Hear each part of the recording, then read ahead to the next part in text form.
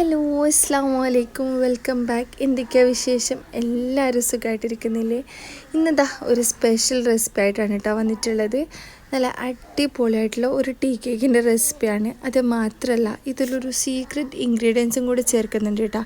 അതാണ് ഈ ഒരു കേക്കിന് സ്പെഷ്യൽ ടേസ്റ്റ് ചേർന്നേ. അപ്പോൾ അതെന്താണെന്നല്ലേ ലാസ്റ്റ് പറഞ്ഞുതരാം കേട്ടോ. അപ്പോൾ എല്ലാവരും വീഡിയോ സ്കിപ്പ് ചെയ്യാതെ ഫുള്ളായിട്ട് കണ്ടു നോക്ക്.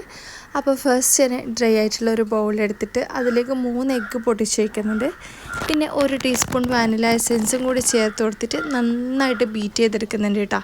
നല്ല ഫ്ലഫി ആയിട്ട് ബീറ്റ് ചെയ്തെടുക്കണം. അപ്പം എഗ്ഗ് നന്നായിട്ട് ബീറ്റായിട്ട് വരുന്ന ടൈമിൽ ഇതിലേക്ക് ഷുഗർ ചേർത്ത് കൊടുക്കുക.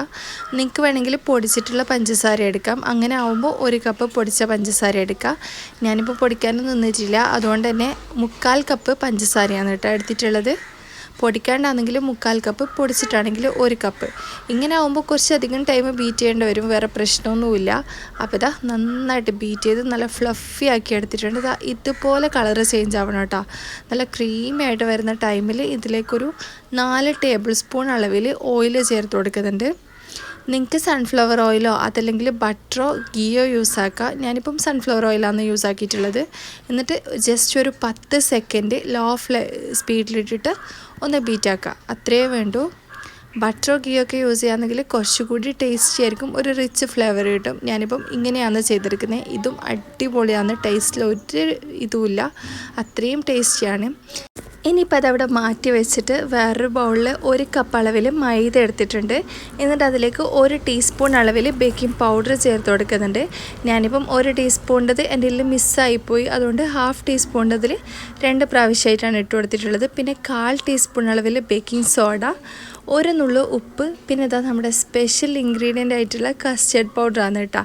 അത് 2 ടേബിൾ സ്പൂൺ നിറയെ തന്നെ ചേർത്ത് കൊടുത്തിട്ടുണ്ട്.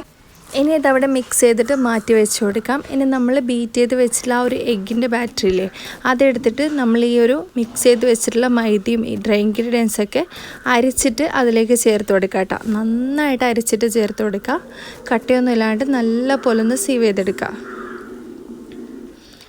അപ്പോൾ ഇതാ നന്നായിട്ട് തന്നെ അരിച്ചിട്ട് കൊടുക്കുന്നുണ്ട്.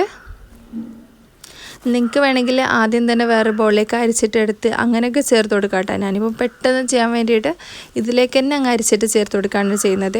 നിങ്ങൾ ഫസ്റ്റ് ടൈം കേക്കൊക്കെ ഉണ്ടാക്കുന്നവരാണെങ്കിൽ വേറൊരു ബൗളെടുക്കുക, അതിലേക്ക് അരിച്ചിട്ട് കൊടുത്തിട്ട് കുറച്ചായിട്ട് ചേർത്ത് കൊടുത്തിട്ട് മിക്സ് ചെയ്തെടുത്താൽ മതി.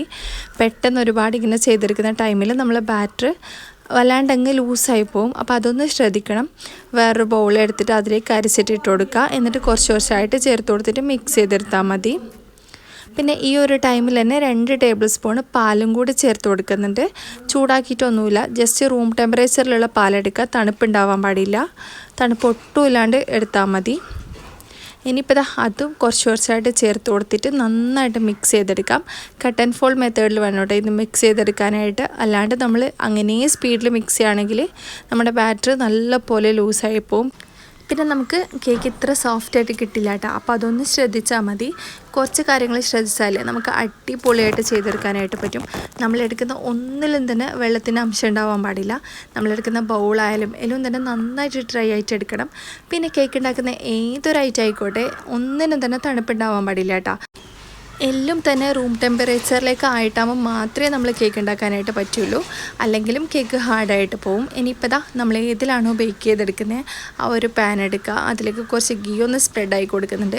താഴ്ഭാഗത്തും സൈഡിലും ഒക്കെ നല്ല പോലെ ഗീ ഒന്ന് തേച്ച് കൊടുക്കുന്നുണ്ട് കേട്ടോ. എന്നിട്ട് കുറച്ച് മൈദ ഒന്ന് ഡസ്റ്റ് ചെയ്ത് കൊടുക്കുന്നുണ്ട്. നിങ്ങൾക്ക് വേണമെങ്കിൽ ബട്ടർ പേപ്പർ വെച്ച് കൊടുക്കാം. ഞാനിപ്പോൾ ഇതുപോലൊരു സോസ് പാനിലാണ് ചെയ്തെടുക്കുന്നത്.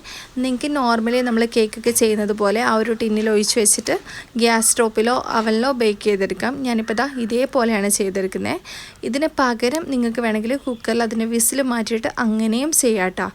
ഇതിപ്പോൾ ഒരു സിമ്പിൾ മെത്തേഡാണ്. അപ്പോൾ ഇതിലേക്ക് ഫുള്ളായിട്ട് ബാറ്റർ ഒഴിച്ച് കൊടുക്കുന്നുണ്ട്. പിന്നെ കുറച്ച് ട്യൂട്ടി ഫ്രൂട്ടി അങ്ങനെ അവിടെ ഇവിടെയൊക്കെ ആയിട്ട് ഇട്ട് കൊടുക്കുന്നുണ്ട് കേട്ടോ.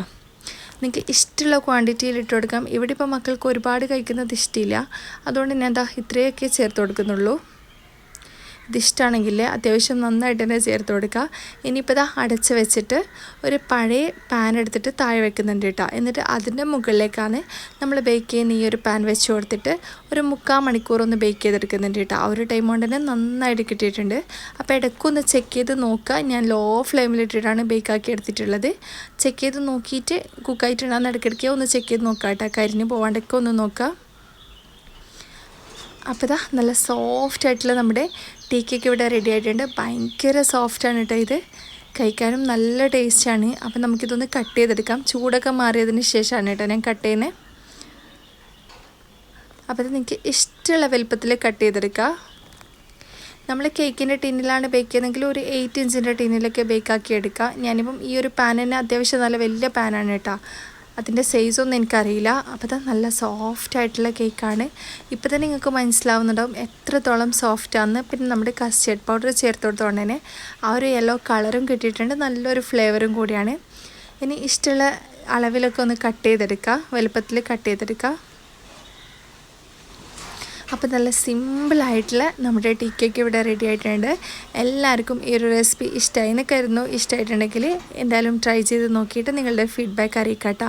ഈ ഒരു ട്യൂട്ടി ഫ്രൂട്ടിയൊക്കെ ഇടയ്ക്കിടയ്ക്ക് കാണാനായിട്ട് നല്ല ഭംഗിയുണ്ട്. കഴിക്കാനും നല്ലൊരു ഫ്ലേവറാണ് കേട്ടോ അത് ചേർത്ത് കൊടുക്കുന്ന ടൈമിൽ. അപ്പോൾ എന്തായാലും നിങ്ങൾ ട്രൈ ചെയ്ത് നോക്കിയിട്ട് ഫീഡ്ബാക്ക് അറിയിക്കാം. മക്കൾക്ക് നമ്മൾ ആ ഒരു ടീ കേക്കൊക്കെ പൊതിയില്ലേ, അതുപോലൊക്കെ ഒന്ന് പൊതിഞ്ഞിട്ട് കൊടുക്കുകയാണെങ്കിൽ കുറച്ചുകൂടി കാണാനൊരു ലുക്കായിരിക്കും. അപ്പോൾ നിങ്ങൾക്ക് ഈ ഒരു റെസിപ്പി ഇഷ്ടമാണെങ്കിൽ എന്തായാലും ട്രൈ ചെയ്ത് നോക്കിയിട്ട് നിങ്ങളുടെ ഫീഡ്ബാക്ക് അറിയിക്കട്ടെ. മറക്കാണ്ട് എന്തെങ്കിലുമൊക്കെ ഒന്ന് കമൻറ്റ് ചെയ്തിട്ട് പോവുക. കമൻറ്റ് ചെയ്യാണ്ടിരിക്കരുത് വീഡിയോ കണ്ടിട്ട്. അപ്പോൾ നമ്മുടെ ചാനൽ ആദ്യമായിട്ട് കാണുന്നവരാണെങ്കിൽ ചാനൽ സബ്സ്ക്രൈബ് ചെയ്യുക. Thanks for watching. ബൈ.